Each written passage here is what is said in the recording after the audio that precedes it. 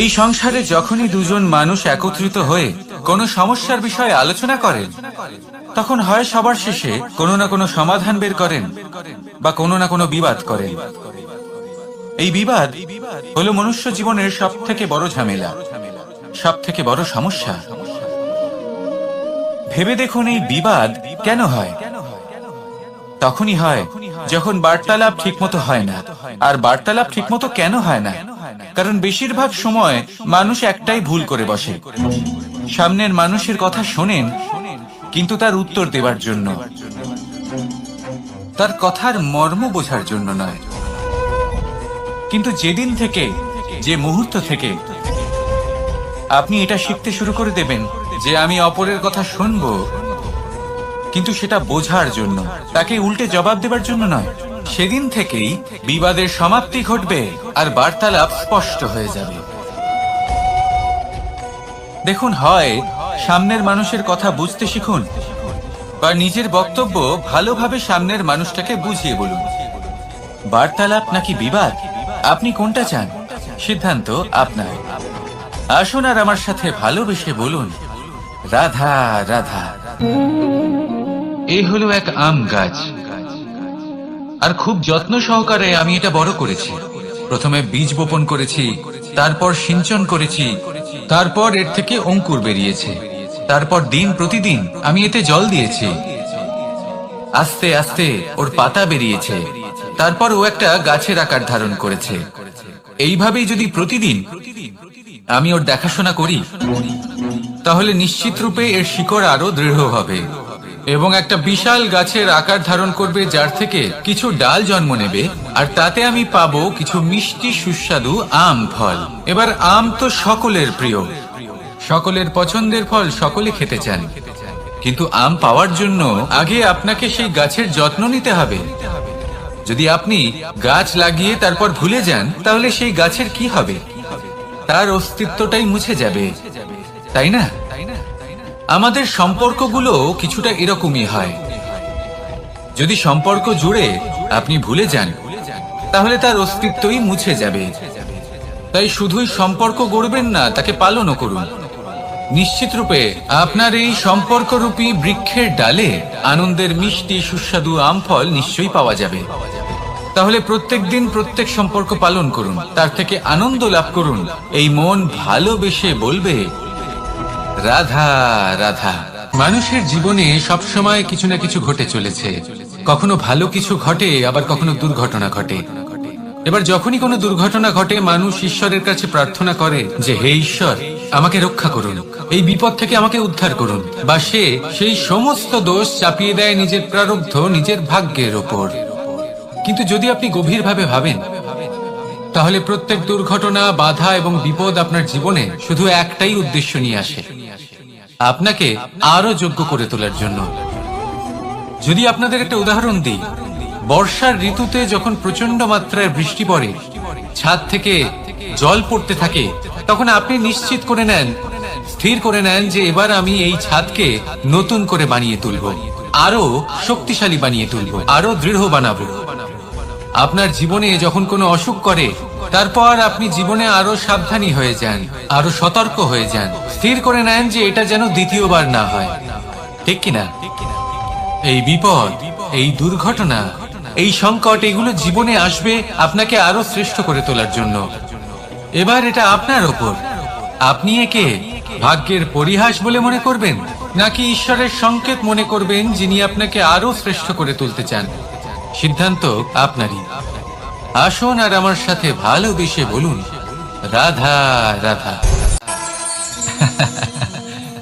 হাস্য, হাসি জীবনে অত্যন্ত মূল্যবান হয়। কথায় আছে যে হাসি এবং হাস্য আমাদের জীবনে ওষুধের মতো কাজ করে, আমাদের সুস্থ রাখে, আমাদের জীবনের অনুভূতিগুলিকে আরো সুন্দর করে তোলে। কিন্তু প্রত্যেক ওষুধের মতোই এর সাথেও এটাই হয়। প্রত্যেক ওষুধ সঠিক সময়ে, সঠিক মাত্রায়, সঠিকভাবে গ্রহণ করতে হয়। যদি এরকম না হয়, তাহলে এই ঔষধও শরীরের ক্ষতি করে দিতে পারে। এবার আপনি ভাবতে পারেন, হাসি থেকে কিভাবে ক্ষতি হতে পারে? আপনি যদি অন্য কারোর উপরে হাসেন, তাহলে হয়তো তার মনে কষ্ট হতে পারে, তার অন্তরের মিত্র হয়তো শেষ হয়ে যেতে পারে, আর অন্তরের শত্রু জেগে উঠতে পারে। কিন্তু এটাই যদি আমরা সকলকে সাথে এনে সকলের সাথে হাসি, তাহলে হয়তো আমাদের অন্তরের এই হৃদয়ের ভেতরে লুকিয়ে থাকা যে শত্রু তা শেষ হয়ে যেতে পারে, আর অন্তরের বন্ধুসত্তা প্রকাশিত হতে পারে। ঠিক কি না? এবার আপনাকে উদাহরণ দিই। যখন দ্রৌপদী দুর্যোধনকে নিয়ে হেসেছিল, তখন তা মহাভারতের সৃষ্টির কারণ হয়েছিল। কিন্তু সেইখানেই যখন পার্থ আর মাধব একসাথে বসে মৃদুমন্দ হাসতেন, তখন ধর্ম স্থাপন করা হয়েছিল। তা আপনি কি চান? কাউকে নিয়ে হেসে তাকে আঘাত করতে চান, নাকি সকলকে একসাথে এনে তাদের হাসিয়ে তুলে ধনাত্মক প্রভাব ফেলতে চান? সিদ্ধান্ত আপনার। আসুন আর আমার সাথে ভালোবেসে বলুন, রাধা রাধা। জীবনে ক্ষমা চাওয়া তাও কিছুটা সহজ, ক্ষমা করতে পারা অত্যন্ত কঠিন। ক্ষমা দুই অক্ষরের এই শব্দ হতে পারে, কিন্তু অত্যন্ত বড় এই শব্দ, অত্যন্ত গুরুত্বপূর্ণ এই শব্দ। কখনো কখনো অন্য কাউকে ক্ষমা করে দেওয়া তাও কিছুটা সহজ কাজ, কিন্তু নিজেকে ক্ষমা করতে পারা অত্যন্ত কঠিন হয়ে দাঁড়ায়। অতীতে যদি আমাদের এমন কোনো ভুল হয় যে কারণে আমরা নিজেকে ক্ষমা করতে পারি না, অনেক সময় এমন কিছু ভুল করে বসি যে বিষয় শুধু আমরাই জানি, কিন্তু আমরা নিজেকে ক্ষমাই করতে পারি না, আর আমাদের বিকাশ সেখানে স্তব্ধ হয়ে যায়। কারণ যদি আপনি ক্ষমা করতে না শেখেন, নিজেকে ক্ষমা যদি না করতে পারেন, তাহলে তা আপনার জীবনের সব থেকে বড় বাধা হয়ে দাঁড়াবে। সেই জন্য জীবনে অবশ্যই শিখুন যে কিভাবে নিজেকে ক্ষমা করতে হয়, আর শিখুন যে আগের করা ভুল আবার কি করে না করা যেতে পারে। এই মন হালকা হবে আর প্রসন্ন হয়ে বলবে, রাধা রাধা। অনেক সময় আমাদের মনে এই ভাবনা আসে যে আমাদের নিরীহ স্বভাবের সুযোগ নিয়ে এই সংসারের মানুষ শুধু আমাদের দুঃখই দেয়। কতবার এমন মনে হয় যে আমরা সবাইকে সাহায্য করার জন্য এগিয়ে যাই আর সকলে আমাদেরই দোষ দেয়। অনেক সময় এমন মনে হয় যে আমরা শুধুই সৎকর্ম করি, সকলের ভালো চাই, কিন্তু সকলে আমাদেরই বিষয়ে খারাপ কথা বলতে থাকে। দুঃখ হয়, কিন্তু আমাদের এটা ভেবে দেখা উচিত যে মানুষ আম গাছের গায়ে পাথর ছোড়ে, শাল গাছের গায়ে পাথর কেন ছোড়ে না? কারণ এই আম গাছে পাওয়া যায় মিষ্টি এবং সুস্বাদু ফল। অন্যদিকে শাল গাছ থেকে আমরা কি পাই? শুধুই কাঠ। তাই যদি আপনাকে কেউ কথা শোনায়, আপনাকে কোনো কিছুতে বাধ্য করার চেষ্টা করে, আপনার বিষয়ে অনুচিত কথা বলে, তাহলে নিশ্চয়ই আপনার মধ্যে এমন বিশেষ কিছু আছে যা তাদের মধ্যে নেই। নিজের মধ্যে আত্মবিশ্বাস বাড়িয়ে তুলুন, ধনাত্মক ভাব আনুন, সৎকর্ম করতে থাকুন। কোনো কটুতা এই মনে প্রবেশ করতে দেবেন না। এই মন সুপ্রসন্ন হয়ে বলবে, রাধা রাধা। সিংহ। কথায় আছে সিংহ হলো বনের রাজা, কিন্তু যখন সিংহের তথা বনের রাজার খিদে পায়, তখন তাকেও বাইরে এসে কর্ম করতে হয়। কোন হরিণ নিজে সিংহের সামনে এসে এটা বলে না যে, আরে আপনি হলেন বনের রাজা, আপনি আমাকে ভোজন রূপে গ্রহণ করুন, আমি নিজের প্রাণদান করতে প্রস্তুত রয়েছি। এমন তো কখনোই হয় না। সিংহকে গুহা থেকে বাইরে বেরোতেই হয়, বনে ঘুরে বেড়াতে হয়, ধৈর্য ধরতে হয়, বিভিন্ন ধরনের পরিশ্রম করার পরেই তার ক্ষুধা নিবারণ হয়। হরিণ নিজে থেকে তার কাছে চলে আসে না। সেইভাবেই জীবনে কি সাফল্য আমাদের কাছে নিজে থেকে হেঁটে আসে? কখনোই আসে না। ততক্ষণ আসে না যতক্ষণ না আমরা পরিশ্রমের পথে চলা শুরু করছি। পরিশ্রম করতে থাকুন, এই পরিশ্রমের পথে অগ্রসর হতে থাকুন। যতক্ষণ আপনি পরিশ্রমের পথ ধরে এগোতে থাকবেন, সাফল্য আপনার কাছে আপনা আপনিই চলে আসবে। তাহলে জীবনে নিরন্তর প্রয়াস করুন, পরিশ্রম করতে থাকুন, সাফল্য লাভ করুন, আর আমার সাথে ভালোবেসে বলুন, রাধা রাধা। আপনি কখনো কোনো সরোবরের দিকে তাকান যার জল হলো শান্ত, স্থির, আপনি স্পষ্ট দেখতে পাবেন সেই সরোবরের তলদেশে কি রয়েছে। তাতে সাঁতরে বেড়াচ্ছে সুন্দর মাছ, চকচকে কিছু পাথর, স্বর্ণরূপী বালি, সবই আপনি দেখতে পাবেন।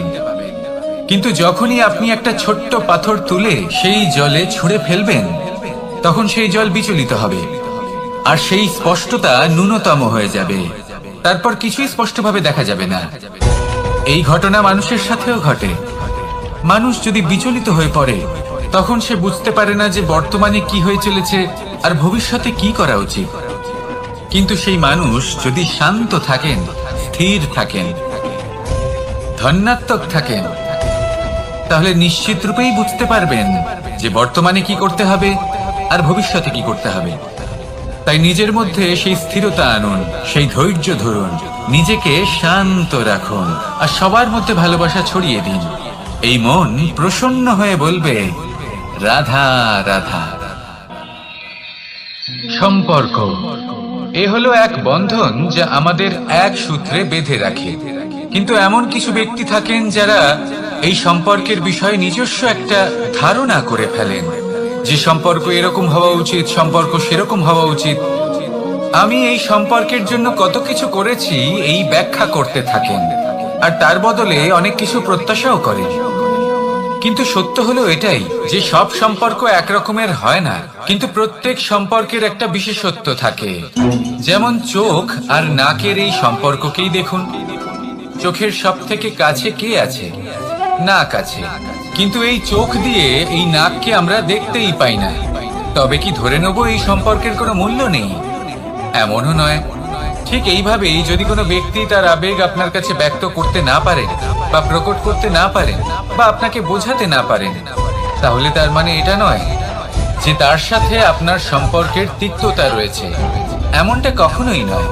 শুধু চোখ আর নাকের এই সম্পর্কের মতোই হলো আমাদের জীবনে আমাদের আপনজনের সাথে সম্পর্ক।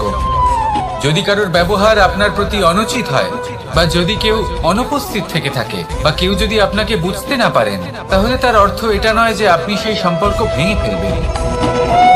বুঝুন, আপনার জীবনে তার গুরুত্ব কোথায় আর তার জীবনে আপনার।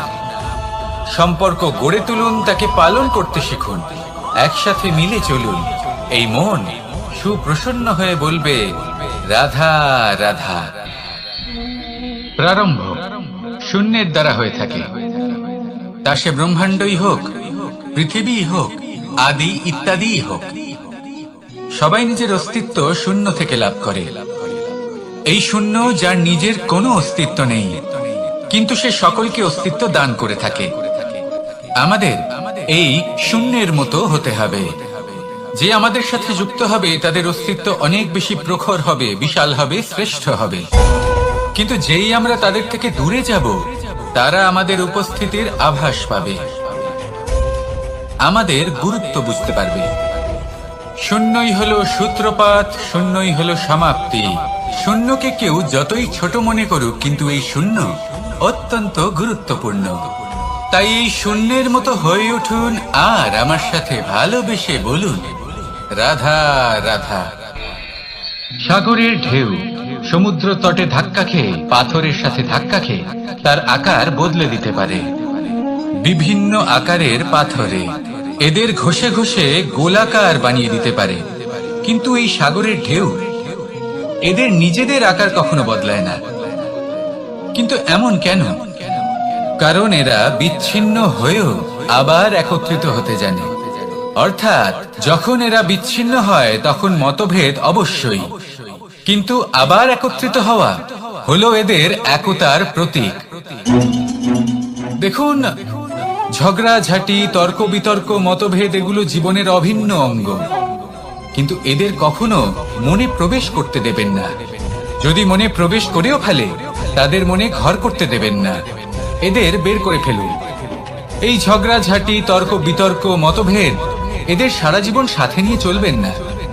যদি একসাথে নিয়ে চলতে চান, তাহলে সকলকে একসাথে নিয়ে চলুন, ঢেউয়ের মতো। একতায় বিশ্বাস রাখুন। একসাথে মিলে যদি এগোতে থাকেন, তাহলে অনেক দূর পৌঁছবেন।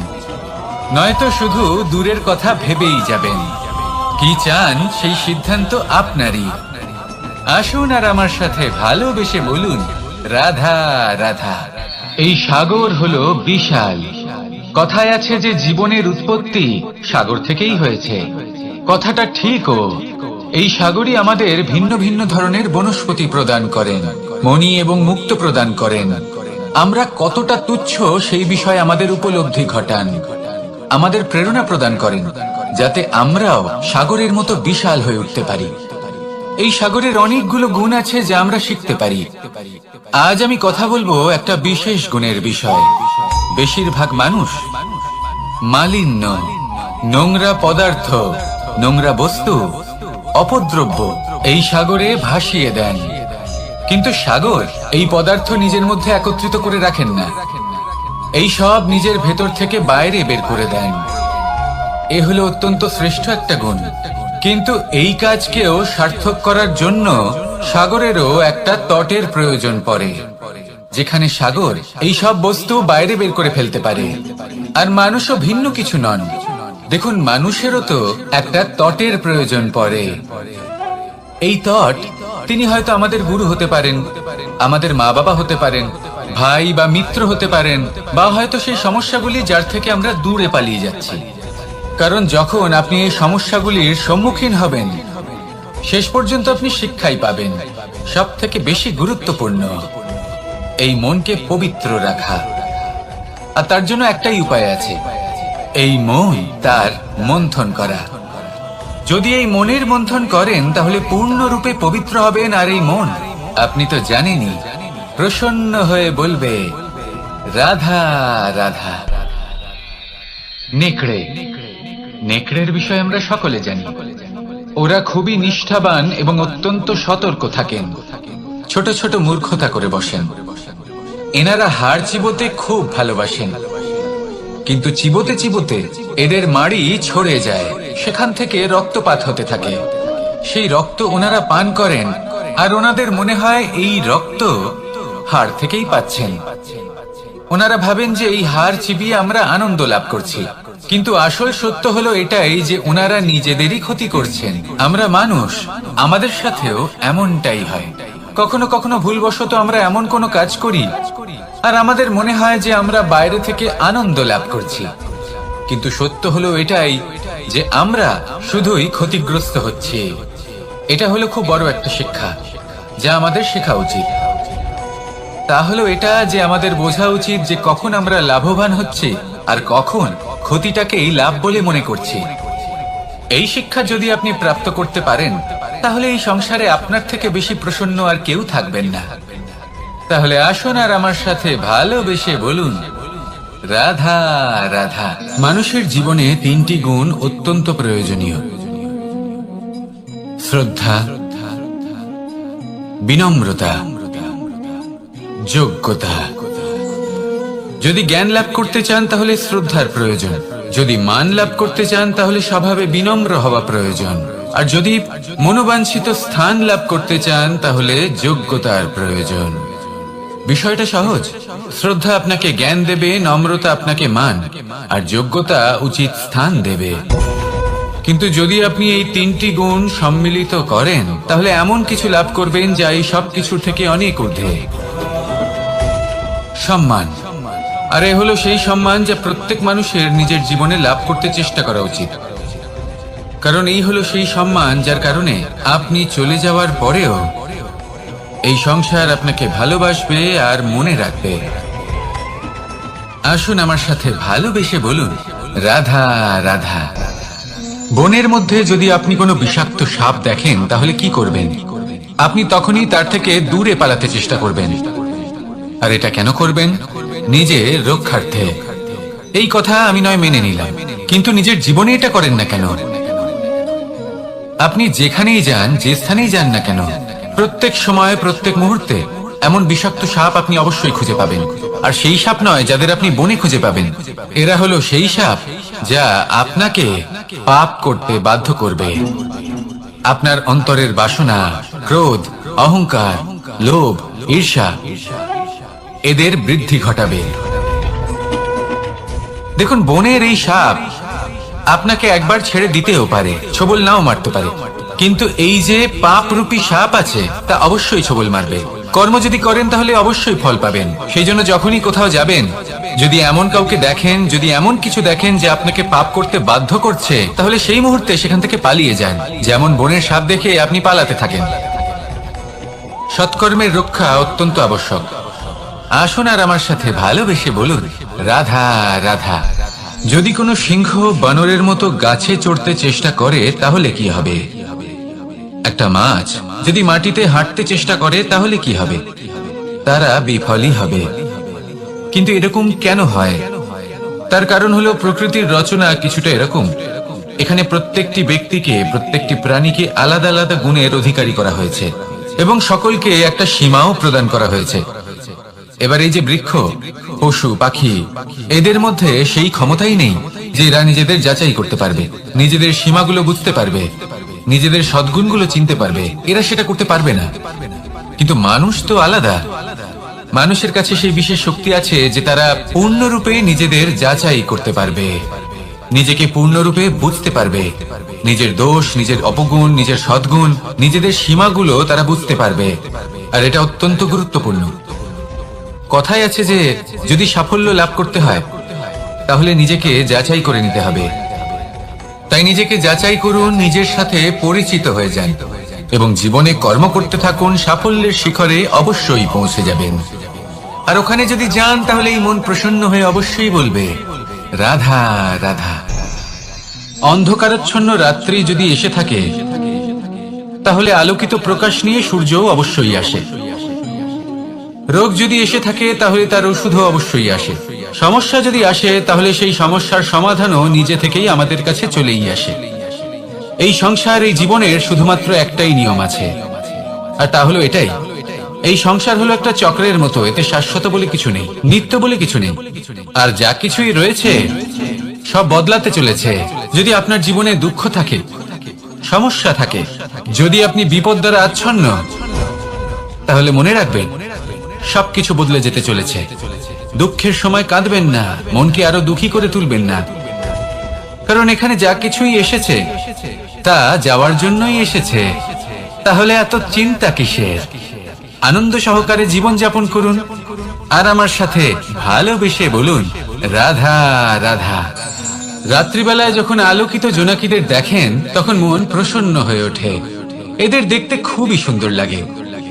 আর এমন ঠিক কেন হয়? প্রথম হলো এটাই যে রাতের বেলায় চতুর্দিক অন্ধকারাচ্ছন্ন থাকে।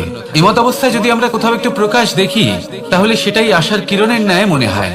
সেই প্রকাশই আমাদের মন প্রসন্ন করে তোলে। আর সেই জন্য যে সকল মানুষ রাতের বেলায় কোনো জোনাকি দেখতে পান তারা প্রসন্ন হয়ে যান।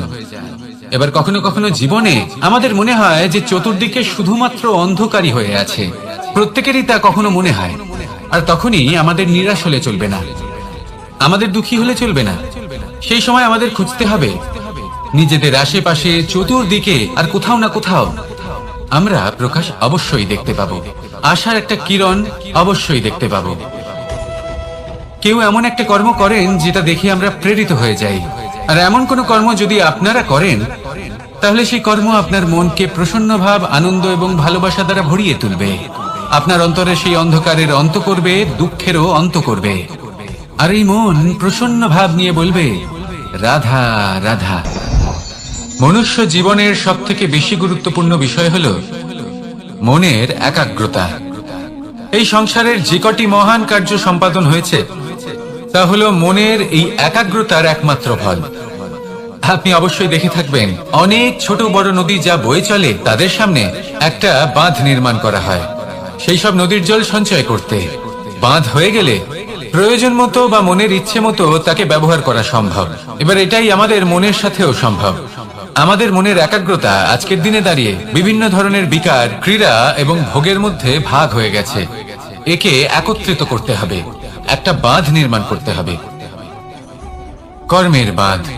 আপনাকে শুধু এটাই করতে হবে, যেটা উচিত কর্ম সেটাই করুন, যেটা অনুচিত কর্ম সেটা করা থেকে নিজেকে বিরত রাখুন। ব্যাস, এই কাজটাই আপনি করতে থাকুন, করতে থাকুন। মনের মধ্যে একাগ্রতার বাঁধ নির্মাণ করুন। আর একবার যদি তা নির্মাণ হয়ে যায় তাহলে যখন চাইবেন, যেখানে চাইবেন, যতটা চাইবেন একাগ্রতা প্রয়োগ করতে পারবেন। আর একবার যদি আপনি এটা শিখে যান, তাহলে এই সংসারকে বদলে ফেলার মতো কাজ আপনি করতে পারবেন, সমাজকে শুধরাবার মতো কাজ করতে পারবেন। তাহলে এই মনকে একাগ্র করুন আর আমার সাথে ভালোবেসে বলুন, রাধা রাধা।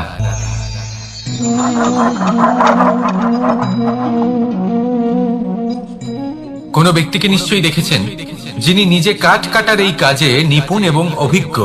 এবার আপনারা দেখবেন যে তার মনোযোগ সমস্ত কাঠের ওপর থাকে না, তার মনোযোগ থাকে শুধুমাত্র একটা কাঠের ছোট্ট একটি অংশের ওপর, যেখান থেকে তার টুকরো করা হচ্ছে। কিন্তু সেটা উনি কেন করেন? যদি এটা উনি না করেন তাহলে সেই কাঠ সঠিক পদ্ধতি এবং তাড়াতাড়ি কাটা যাবে না। জীবনেও তাই হয়ে থাকে। আপনি হয়তো কোনো লক্ষ্য স্থির করেছেন বা পথ নির্বাচন করেছেন বা কাজ স্থির করেছেন যেটা আপনি করেই ছাড়বেন। তাহলে নিজের সম্পূর্ণ মনোযোগ শুধুমাত্র তার উপর কেন্দ্রীভূত করুন।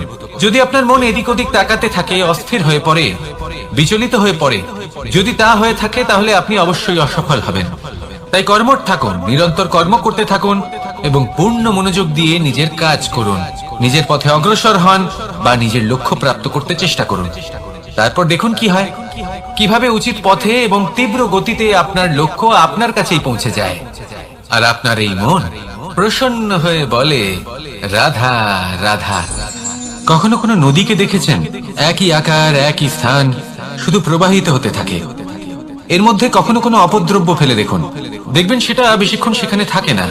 সেটা নদীর সাথে বইতে থাকে আর বয়ে যেতে যেতে সাগরে সমাহিত হয়ে যায়, আর শেষ পর্যন্ত সাগর সেটাকে তটে ফেলে দেয়। কিছুটা এমন হওয়া উচিত আমাদের বিচারধারাও।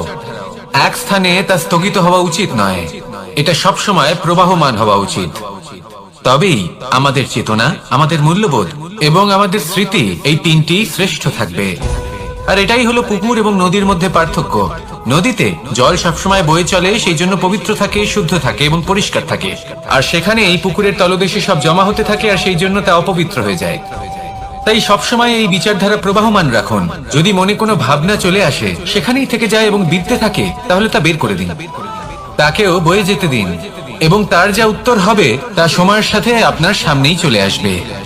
শুধুই নদীর মতো প্রবাহমান হন আর আমার সাথে ভালোবেসে বলুন, রাধা রাধা। এই সংসারে সাফল্য লাভ করার জন্য জ্ঞানের প্রয়োজন হয়, পরিশ্রমের প্রয়োজন হয়, দৃঢ় নিষ্ঠার প্রয়োজন হয়, নিরন্তর চেষ্টা করা প্রয়োজনীয়। কিন্তু আরো কিছু আছে যা অত্যন্ত প্রয়োজনীয় এবং গুরুত্বপূর্ণ। তা হলো ভালো বন্ধু। তাদের থাকা অত্যন্ত প্রয়োজনীয়। যদি ভালো বন্ধু থাকে তাহলে সময় এলে তারা ঢাল হয়ে আপনাকে সুরক্ষা করবেন। সময় এলে অস্ত্রের মতো শত্রুকে সংহারও করবেন। যদি তিনি জ্ঞানী হন, তাদের মধ্যে সদ্গুণ থাকে, তাহলে এই সব গুণ আপনার মধ্যেও প্রবেশ করবে। তাহলে সাফল্যের জন্য ভালো বন্ধু পাওয়া অত্যন্ত প্রয়োজনীয়। কিন্তু শুধু বন্ধু কেন, ভালো শত্রুও থাকা প্রয়োজনীয়। এবার আপনি ভাববেন, আমি কি বললাম? যদি আপনার জীবনেও ভালো অর্থাৎ শক্তিশালী শত্রু থাকে, তাহলে আপনিও শক্তিশালী হতে থাকবেন। এই শত্রু আপনাকে প্রেরিত করবে আরো বেশি শক্তিশালী হয়ে ওঠার। কখনো কোনো হরিণকে দেখুন, তীব্র গতিতে দৌড়তে থাকে। কেন তীব্র গতিতে দৌড়য়? এই কারণে নয় যে কোথাও তার জন্য মধুর ঘাস অপেক্ষা করে রয়েছে, না, সে এই কারণে তীব্র গতিতে দৌড়য় কারণ সেটা না করলে তার পেছনে একটি সিংহ আছে যে ওকে নিজের ভোজন করে ফেলবে।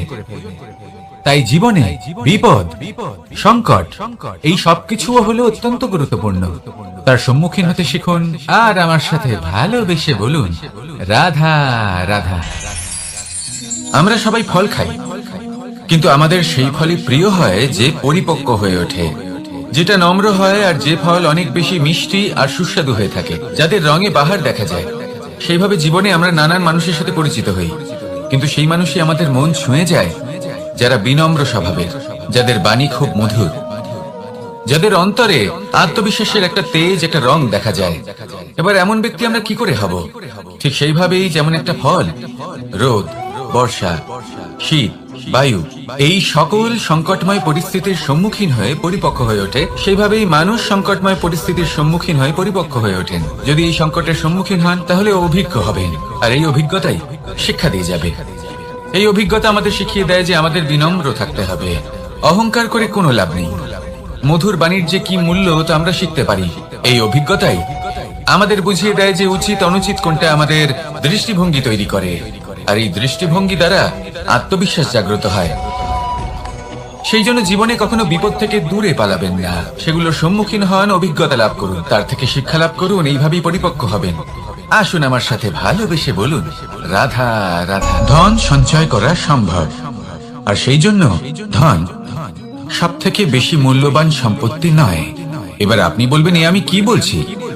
এই ধন খুব মূল্যবান, আমরা সকলে অর্জন করতে ব্যস্ত। সেটা এই কারণে, কারণ আপনারা জানেন না এই সংসারের সব থেকে বেশি মূল্যবান সম্পত্তি কি। এ হলো সেই সম্পত্তি যা কখনো সঞ্চয় করা সম্ভব নয়। আপনার কাছে যতই ধন থাকুক তা দিয়ে আপনি স্বাস্থ্য লাভ করতে পারেন, বাড়ি কিনতে পারেন, আদি ইত্যাদি, কিন্তু আপনি যতই ধনী হন না কেন, ফেলে আসা দিনের একটা মুহূর্ত আপনি লাভ করতে পারবেন না। এই একটা মুহূর্ত, এই সময়, এটাই হলো সংসারের সব থেকে মূল্যবান সম্পত্তি। একবার চলে গেলে তা কখনোই ফিরে আসে না।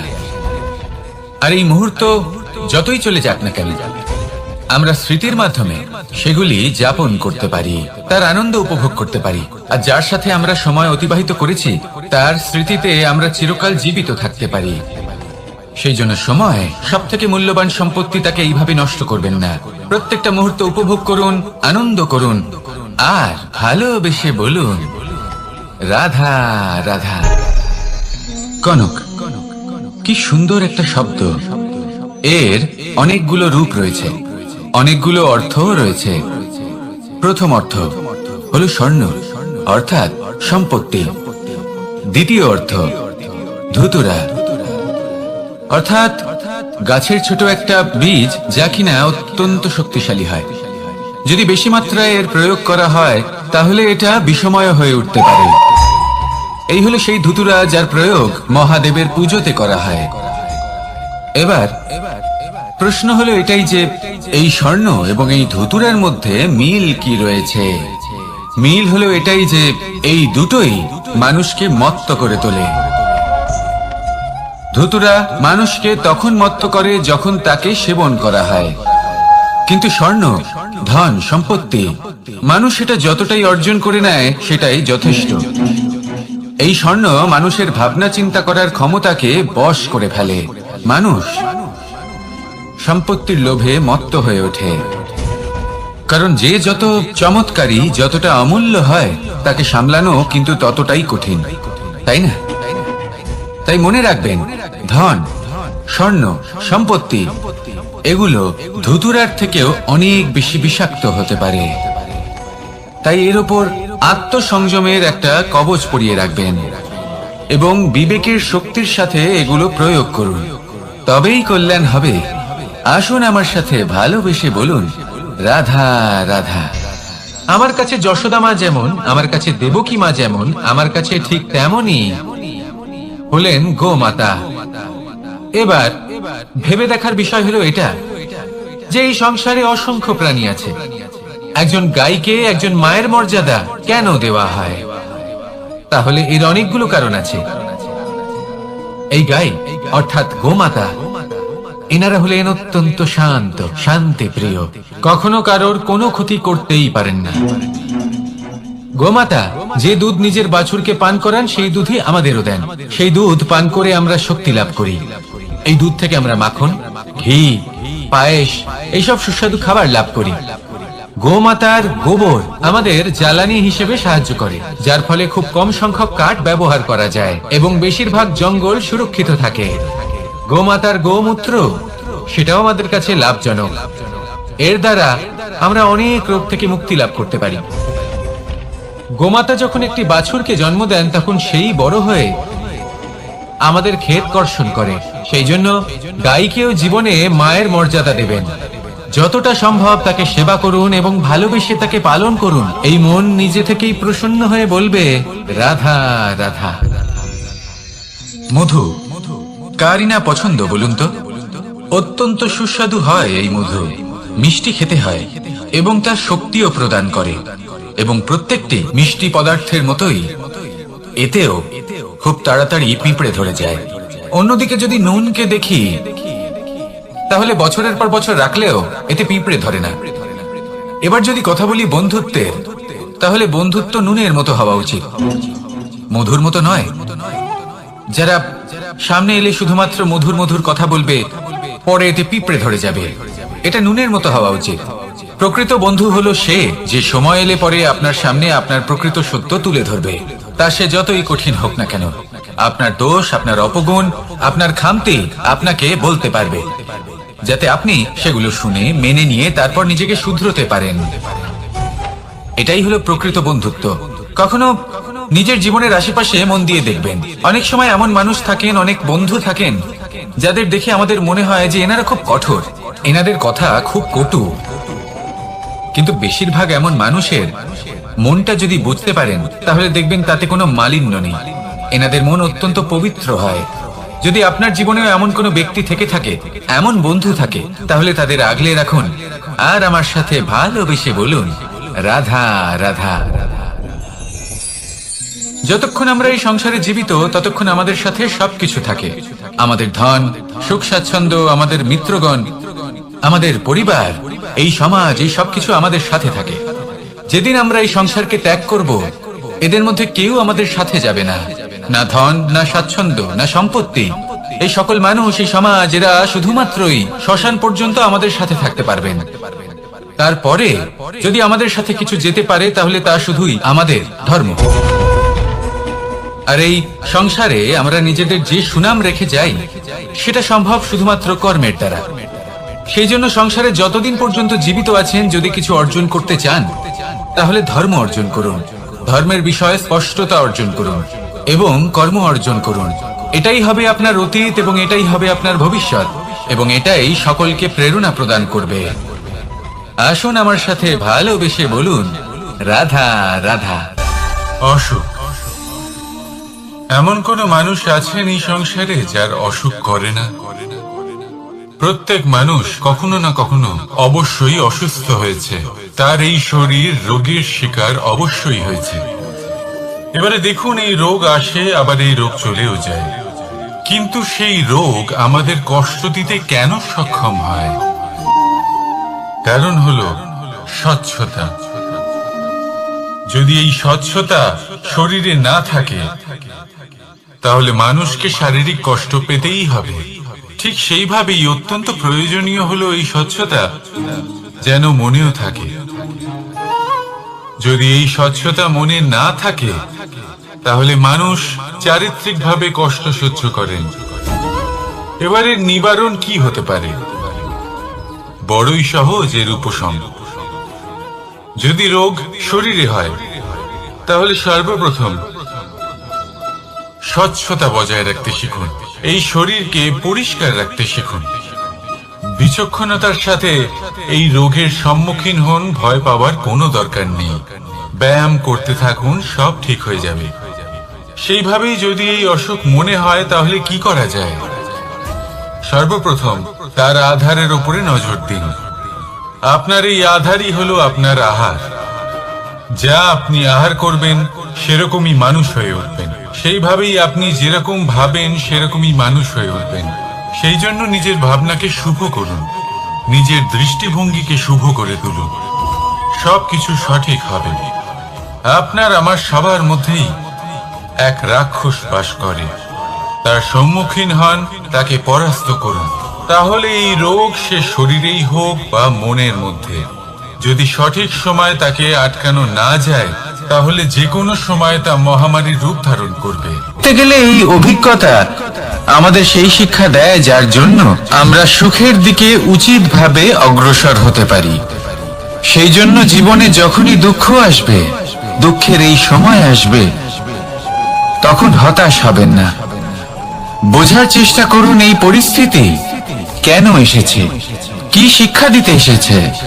যদি আপনি সেই জ্ঞান লাভ করেন, সুখের পথে অগ্রসর হন, তাও উচিত রূপে, তাহলে এই অভিজ্ঞতার উদ্দেশ্য পূরণ হয়ে যায়। তাহলে আসুন আর আমার সাথে ভালোবেসে বলুন, রাধা রাধা।